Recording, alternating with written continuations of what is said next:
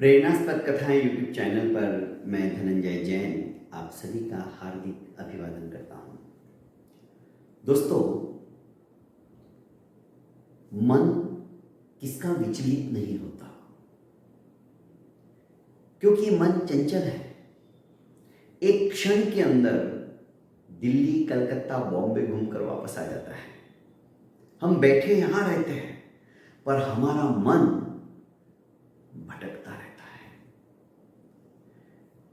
भगवान कृष्ण ने जब गीता के अंदर अर्जुन से कहा कि अर्जुन, अपने आप को समर्पित करके मन की एकाग्रता के साथ में तुम मुझे अपना लो, तो अर्जुन ने प्रत्युत्तर में भगवान कृष्ण से यही कहा, चंचलम में मनः कृष्ण प्रमार्थी बलवद दृढ़म तस्याहम निग्रहम मन्ये वायोरीव सुदुष्करम। भगवान, इस चंचल मन को वश में करना ठीक उसी प्रकार दुष्कर है, दुहर है, जैसे हवा को मुट्ठी में बंद करना। जैसे मैं हवा को मुट्ठी में बंद नहीं कर सकता हूं, ठीक इसी तरह से इस चंचल मन को भी वश में नहीं कर सकता हूं। भला जब मन ही वश में नहीं रहेगा तो आपको समर्पित कैसे कर पाऊंगा? अर्जुन के इस प्रश्न के प्रत्युत्तर में भगवान कृष्ण को भी यही कहना पड़ा एक बार तो कि असंशयम महाबाहो मनो दुर्निग्रहम चलम अभ्यासेन तु कौन्तेय वैराग्येन च गृह्येत। हे कौन्तेय, हे कुंती के पुत्र अर्जुन, माना कि तू जो कह रहा है 101% सही है। मन को वश में करना इतना आसान नहीं है, बहुत दुष्कर है। पर असंशयम महाबाहो, इसमें कोई संशय नहीं तू जो कह रहा है, पर अभ्यासेन तु कौन्तेय, अभ्यास और वैराग्य के द्वारा इस चंचल मन को भी हम वशीभूत कर सकते हैं। दोस्तों, एक रामायण का उदाहरण मुझे याद आ गया और प्रेरणास्पद कथाएं इस YouTube चैनल के माध्यम से आपको मैं ऐसे ऐसे किस्से सुनाने वाला हूं आगे जाकर कि आपने भविष्य में कहीं सुने भी नहीं होंगे। क्योंकि हमारे जो शास्त्र है, जो ग्रंथ है, वे ग्रंथों को पढ़ लेने से कुछ नहीं होता है दोस्तों। उसके अंदर जो टीका और चूर्णी हमारे पूर्वाचार्यों ने लिख दी है अपनी कल्पनाओं के माध्यम से, वो सचमुच में बहुत सटीक है। जब उनको पढ़ते हैं ना, तो दोस्तों ज्ञान के ऊपर जो आवरण आ चुका है हमारे आत्मा के, वो धीरे धीरे स्पष्ट रूप से साफ होता चला जाता है। वो आवरण हट जाता है, एक अलग से आलोक आलोकित हो जाता है।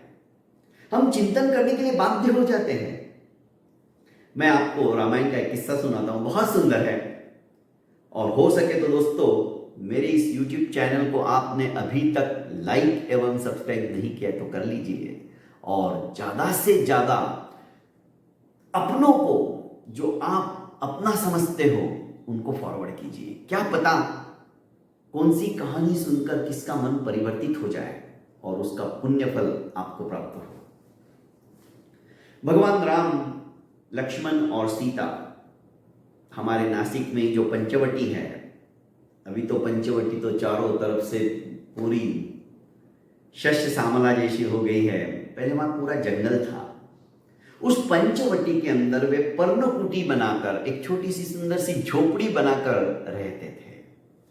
प्रतिदिन काष्ठखंडों को लक्ष्मण जाकर इकट्ठा करके लाते थे जंगल में, जो सूखी लकड़ियां होती थी उन्हें, ताकि मां सीता रसोई बना सके। एक दिन भगवान राम को पता नहीं क्या मन में सूझी, उन्होंने कहा कि लक्ष्मण, आज तू रहने दे, आज जंगल के अंदर लकड़ियां एकत्रित करने के लिए, इकट्ठा करने के लिए मैं जाऊंगा। लक्ष्मण कहने लगे कि आप कैसी बात कर रहे हैं भ्राताश्री, मैं क्यों आया हूं? मैं आपको यह काम बिल्कुल नहीं करने दूंगा। पर भगवान राम लक्ष्मण की उन्होंने एक नहीं सुनी और जंगल में चल दिए। मध्याह्न का समय था, ग्रीष्म ऋतु थी। उनकी जो पर्णकुटी थी, उनकी जो झोपड़ी थी, उसी के बाहर एक सघन वृक्ष था उस वृक्ष के नीचे लक्ष्मण खड़े थे, पहरा दे रहे थे।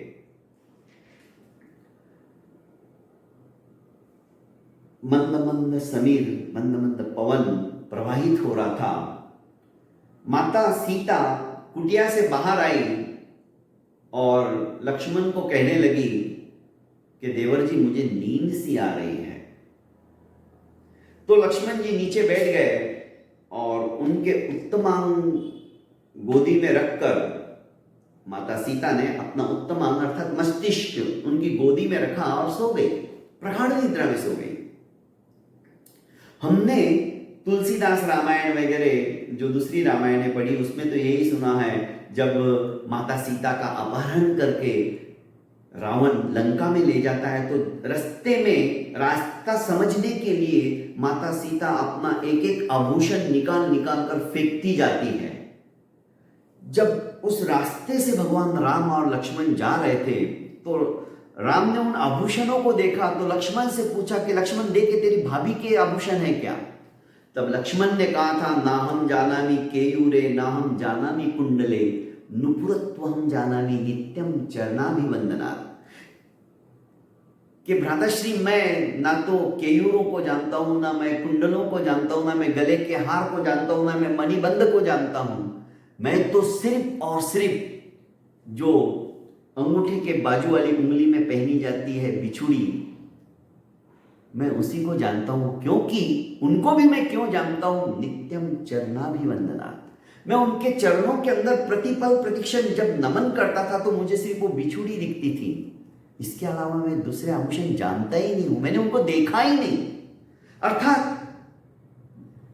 लक्ष्मण ने कभी माता सीता का रूप अद्वितीय सौंदर्य देखा ही नहीं था, यह हमारी रामायण कहती है।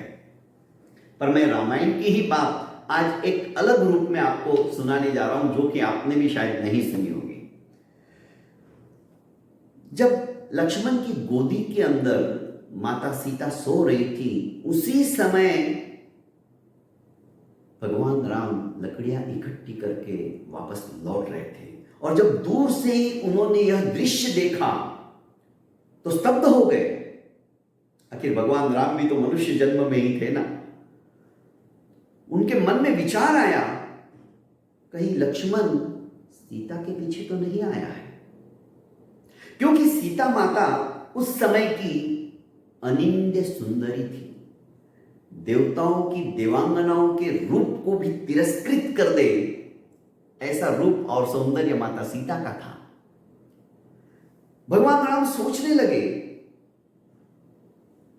कहीं ये लक्ष्मण सीता के पीछे तो नहीं आया है, आज मैं ये क्या देख रहा हूं? परीक्षा लेनी चाहिए। उसी क्षण उन्होंने एक शुक का रूप धारण किया, तोते का रूप धारण किया और उसी वृक्ष के ऊपर जिसके नीचे की लक्ष्मण बैठे थे और सीता माता उनकी गोदी में सो रही थी, अपना मस्तिष्क रखकर तोते का रूप धारण करके ऊपर बैठ गए और गिरवान वाणी के अंदर उन्होंने प्रश्न किया, पुष्पम दृष्ट्वा फलम दृष्ट्वा दृष्ट्वा यौषित यौवनम त्रीणि रत्नानि दृष्ट्वैव कस्य न चलते मना।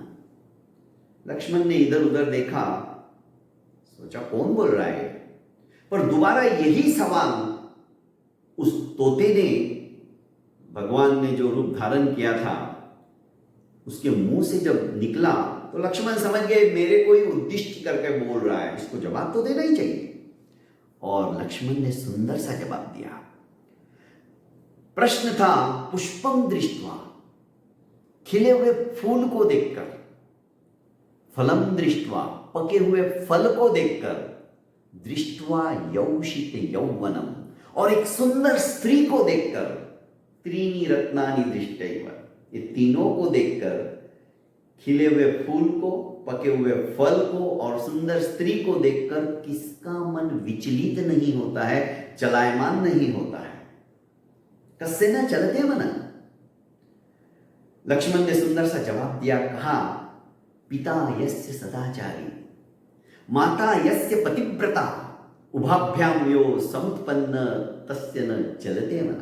अरे भाई, जिसका पिता सदाचारी हो, जिसकी माता पतिव्रता हो, जिसने स्वप्न में भी पराये पुरुष का चिंतन मात्र तक नहीं किया हो, ऐसी दंपत्ति से जो संतति पैदा होती है ना, उसका मन कभी भी विचलित नहीं हो सकता। राम गदगद हो गए, वाह क्या बात है, क्योंकि महाराज दशरथ ऐसे ही थे, सदाचारी थे, उनकी माताएं पतिव्रताएं थी। राम गदगद हो गए, फिर भी मन के अंदर शंका थी। उस शंका का निवारण करने के लिए उनको तो सवाल पूछना ही था। उन्होंने अगला सवाल पूछा, तप्तांगार समो नारी घृत कुंभो समो नर जानुस्थिता परस्त्री च कस्य न चलते मन। अरे भाई माना, नारी जो है वो घी के घड़े के समान है। तप्तांगार समान है, सॉरी, नारी जो है तपे हुए अंगारे के समान है और पुरुष घी के घड़े के समान है। आग के पास यदि हम घी का घड़ा रख दे तो स्वाभाविक है वो पिघलेगा ही पिघलेगा। ऐसी स्थिति में पराई स्त्री किसी की गोदी में सो रही हो, इसका मन चलायमान नहीं होता। सटीक सवाल था, सटीक जवाब भी देना बनता था। लक्ष्मण ने कहा, मनोधावती सर्वत्र, मनोधावती सर्वत्र मदोन्मत्त गजेंद्रवत् ज्ञानांकुशे समुत्पन्ने तस्य न चलते मन। अरे भाई के माना, मन चंचल है, मन विचलित करता है, मन डोलायमान है, और जब मदोन्मत्त हाथी, मदमस्त हाथी जब वो मदोन्मत्त हो जाता है तो महावत जो है उसको एक अंकुश उसके गंडस्थल पे लगाता है, यहां पर सारा मद उसका समाप्त हो जाता है। तो जिसके पास ज्ञान का अंकुश है, जब मन चलायमान होता है तो मदोन्मत्त हाथी की तरह ही हो जाता है, बेभान हो जाता है। पर जिसके पास अंकुश है उसका मन कभी भी विचलित नहीं हो सकता। राम गदगद हो गए, अपने वास्तविक रूप में आए और उन्होंने लक्ष्मण को अपने अंक के अंदर समाविष्ट कर लिया।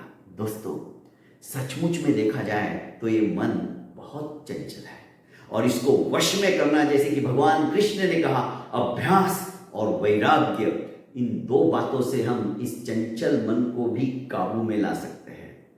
दोस्तों, हमें अपना लक्ष्य निर्धारित करके इस मन की एकाग्रता के साथ में यदि हम प्रभु की भक्ति में डूब जाते हैं ना, तो प्रभु से साक्षात्कार भी हमारा हो सकता है। बस आवश्यकता है इस चंचल मन को अभ्यास के द्वारा उसमें केंद्रित करने की। बहुत बहुत धन्यवाद दोस्तों। मेरी इस प्रेरणास्पद कथा यूट्यूब चैनल की कहानियाँ आपको अच्छी लगती है तो सचमुच में ज़्यादा से ज़्यादा इस चैनल के लिंक को शेयर कीजिए। प्रणाम।